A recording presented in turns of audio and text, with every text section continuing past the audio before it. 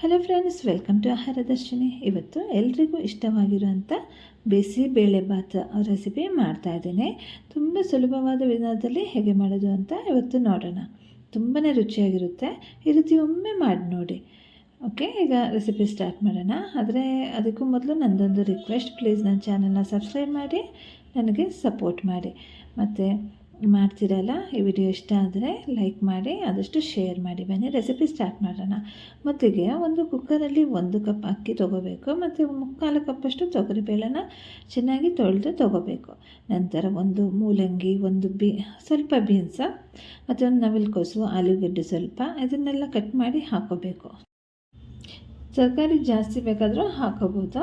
ನಂತರ ಇದಕ್ಕೆ ರುಚಿಗೆ ತಕ್ಕಷ್ಟು ಉಪ್ಪು, ಸ್ವಲ್ಪ ಅರಿಶಿನ ಪುಡಿ, ಸ್ವಲ್ಪ ಎಣ್ಣೆ ಮತ್ತು ಒಂದು 6 ಕಪ್ಪಷ್ಟು ನೀರನ್ನು ಸೇರಿಸ್ಕೋಬೇಕು. ಈ ಅಳತೆಯಲ್ಲಿ ಅಕ್ಕಿ, ಬೇಳೆ, ತರಕಾರಿ ತೊಗೊಂಡ್ರೆ 6 ಕಪ್ಪಷ್ಟು ನೀರು ಸೇರಿಸ್ಬೇಕು. ನಂತರ ಲಿಡ್ ಕ್ಲೋಸ್ ಮಾಡಿ 4ರಿಂದ 5 ವಿಷಲ್ ಹಾಕೋವರೆಗೂ ಬೇಯಿಸ್ಕೋಬೇಕು.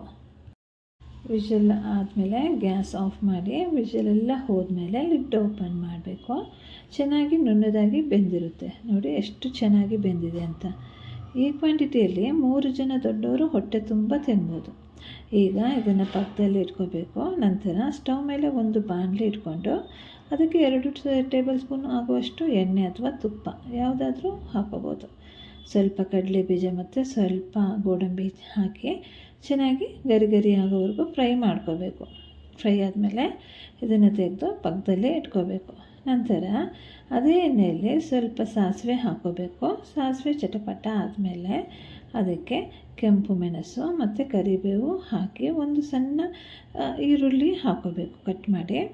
ಇದನ್ನು ಸ್ವಲ್ಪ ಫ್ರೈ ಮಾಡ್ಕೋಬೇಕು. ಜಾಸ್ತಿಯನ್ನು ಫ್ರೈ ಮಾಡ್ಕೋಬೇಕಾಗಿಲ್ಲ, ಸ್ವಲ್ಪ ಸ್ಮೂತಾದರೆ ಸಾಕು.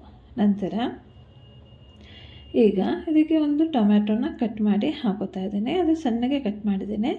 ಇದನ್ನು ಕೂಡ ಸ್ವಲ್ಪ ಫ್ರೈ ಮಾಡ್ಕೋಬೇಕು. ನಂತರ ಒಂದು ಕ್ಯಾಪ್ಸಿಕಮ್ನ ಕಟ್ ಮಾಡಿ ಇಟ್ಕೊಂಡಿದ್ದೀನಿ, ಅದನ್ನು ಕೂಡ ಹಾಕೋತಾ ಇದ್ದೀನಿ. ಈಗ ಕ್ಯಾಪ್ಸಿಕಮ್ ಹಾಕಿ ಸ್ವಲ್ಪ ಫ್ರೈ ಮಾಡ್ಕೋಬೇಕು. ಕ್ರಂಚಿನೆಸ್ ಇರಬೇಕು, ಅಷ್ಟು ಫ್ರೈ ಮಾಡಿ. ಜಾಸ್ತಿಯನ್ನು ಫ್ರೈ ಮಾಡ್ಕೊಳ್ಳೋದು ಬೇಡ, ಯಾಕಂದರೆ ತಿನ್ನಬೇಕಾದ್ರೆ ಸಿಗಬೇಕು, ಕ್ರಂಚ್ ಚೆನ್ನಾಗಿರುತ್ತೆ ಅವಾಗ. ಈಗ ಬೇಕಾದರೆ ಹಸಿ ಬಟಾಣಿನ ಈ ಸ್ಟೇಜಲ್ಲಿ ಹಾಕೋಬೋದು.